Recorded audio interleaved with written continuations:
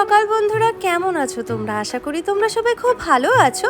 আমি তোমাদের ভালোবাসাতে কিছুটা হলেও ভালো আছি। রোজ দিনকার মতো আজকেও চলে এলাম তোমাদের কাছে একটা ব্লগ ভিডিও নিয়ে।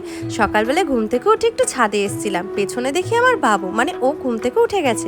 আমি ঘুম থেকে ওঠার পরেই উঠে গেছে। জানি না দাদু বাড়ি এসে কী হাওয়া লেগেছে, সকাল সকাল ঘুম ভেঙে যায় বাবুর। ঘুম থেকে উঠে ছাদে এসেছিলো, তাই বললাম যে চল ছাদে গিয়ে একটু ঘুরে আসি। তারপরে আমরা নিচে নেমে এসে দেখছি পেছনে বিছানা তোলা হয়নি, মানে মশারিটা রয়েছে, পাশে বিছানাটা তুলতে হবে, আর সঙ্গে বাবুকেও ব্রাশ করিয়ে দিতে হবে। ও মুখটুক ধুয়ে সকালবেলা একটু ব্রেকফাস্ট করিয়ে দিতে হবে। তো চলো দেরি না করে ফটাফট করে আগে সকালের কাজটা সেরে নিই, তারপরে আসছি তোমাদের কাছে। আজকে সারাদিনটা কিভাবে কাটাই সেটাই তোমাদের সঙ্গে শেয়ার করবো, তো স্কিপ না করে পুরোটা দেখতে থেকো। বাবার বাড়ি এসে আমারও না জানি কিসের হাওয়া লেগে গেছে, সকাল সকাল ঘুম আমারও ভেঙে যায়। তো চলো বন্ধুরা সঙ্গে থাকো আর দেখতে থাকটা মেজিয়েই দিই, কেননা ও নিজে নিজে একদম মাজতে পারে না, তবু চেষ্টা করে। তা আমি বললাম থাক আমি মেজে দিই। দাঁত মাজিয়ে ওকে দুধ বিস্কুট খাইয়ে এখানে সব বানিয়ে দিলাম, পেঁয়াজ রসুন আলু, আর এখানে কাঁঠালটাও আমি বানিয়ে নিয়েছি। দুপুরে রান্নার জন্য যা যা তৈরি হবে আজকে সবগুলো বানানো হয়ে গেছে। আর এখানে রয়েছিল খাসির মাংস, যেটা দিদি বেছে দিচ্ছিল।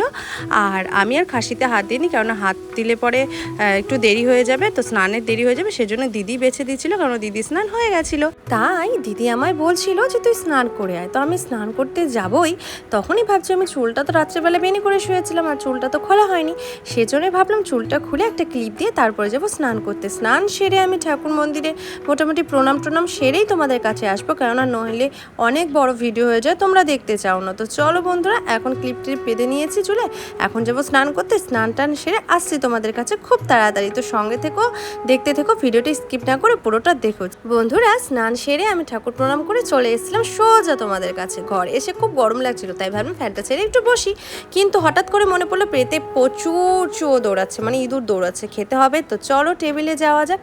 টেবিলে এসে দেখছি দিদি আমার জন্য ভাত বেড়েছে, সঙ্গে মুসুরির ডাল, মাছ ভাজা আর কাঁঠালের তরকারিটা, যে কাঁঠালটা আমি বানিয়েছিলাম, মানে জীবনে প্রথম বলতে পারো কাঁঠাল বানিয়েছি। আর এখানে রয়েছিল লেজা, আমি আজকে বলেছিলাম আমি লেজাই খাবার। এখানে মটন কষা, মানে মা না খাসির মাংসটা একটু কষে ছিল, তো সেই মাংসটা তোলা আছে।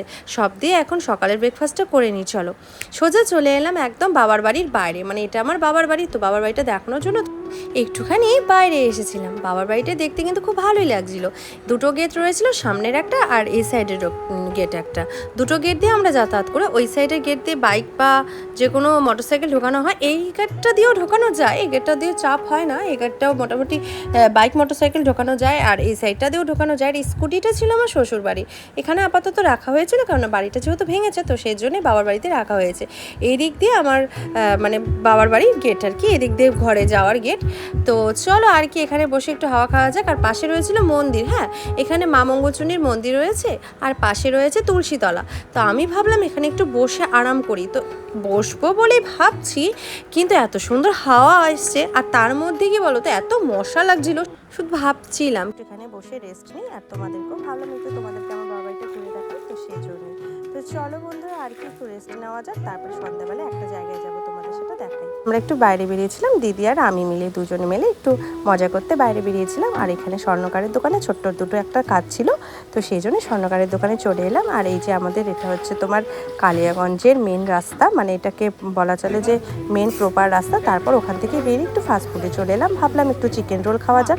চিকেন রোলটা খেতে খুব টেস্টি ছিল, সত্যি কথা বলতে খুবই ভালো লাগছিলো। বহু দিন পরে, মানে বহু বছর পরে খেলাম, খেতে খুব ভালো লাগছিলো। খাওয়া সেরে আমরা ওখান থেকে বেরিয়ে এখন বাড়ির দিকে যাব। তো বাড়ির রাস্তা এটা আমাদের, তো এই রাস্তা দিয়ে আমরা বাড়িতে যাব। তো তাই ভাবলাম তোমাদেরকে একটু ঘুরে দেখাই, গোটা রাস্তাটা না দেখাতে পারি, কিন্তু বাড়ির রাস্তাটা তো দেখানো যেতেই পারে, তাই না? বেশি রাত্রি ছিল না, মোটামুটি 8:30 বেজেছিলো, তাতেই মোটামুটি সবাই একটু মানে দোকানপাট বন্ধ করে দিয়েছিল, কারণ যেহেতু রোববার ছিল, আর রোববারের দিনটা একটু আমাদের মেন প্রপারের দোকানগুলো বন্ধই থাকে, সেই জন্য রাস্তাঘাট একটু ফাঁকা ফাঁকা। বাড়ি যেতে যেতে ভাবলাম একটা মন্দির তোমাদের দেখাই। মন্দিরটা বন্ধ হয়ে গেছে ঠিকই, কিন্তু মন্দিরটা কিন্তু লোকনাথ বাবার মন্দির, আর মন্দিরটা নতুন হয়েছে, বছরখানিকও হয়নি। চলে এলাম এখানে বাড়িতে, ওর মানি ওর জন্য, মানে আমার দিদিভাই ওর জন্য একটু কেক নিয়ে এসেছিলো, আর সবার জন্যই নিয়ে এসছে, তো ওই জন্য কেক খেতে বসে গেছে। বহুদিন পর কেকটা খেলাম, ভালো লাগলো খেতে। আর এখন রান্নাঘরে চলে এসেছি, রাত্রে রান্না হবে, তো সেই জন্য ভাতের জল এখানে বসানো রয়েছে, ভাত হবে, ভাতের সঙ্গে দুপুরে যে মটন কষা ছিল সেটাই হবে, সেটা তোমাদের আমি দেখাবো অবশ্যই। তার জন্য তোমাদের আমাদের ভিডিও দেখতে হবে, সঙ্গে থাকো। ভাতটা মোটামুটি ফুটতে লেগেছিল, কিন্তু পুরোপুরি হয়নি, তো ভাবলাম যে একটু হাতা দিয়ে নেড়ে নেওয়া যাক, তাহলে বোঝা যাবে যে ভাতটা কতটা সেদ্ধ হয়েছে। তো ভাতটা নেড়ে দেখছি যে না, ভাতটা আরেকটু সিদ্ধ হবে, কেননা বেশি ঝরঝরা ভাতটা না খেতে খুব কষ্ট হয়, বুকে লেগে যায়। আর তার সঙ্গে ছিল যেটা টমেটোর চাটনি করা হয়েছিল দুপুরে, সেটা খাওয়া হবে। আর রয়েছিল মটন কষা।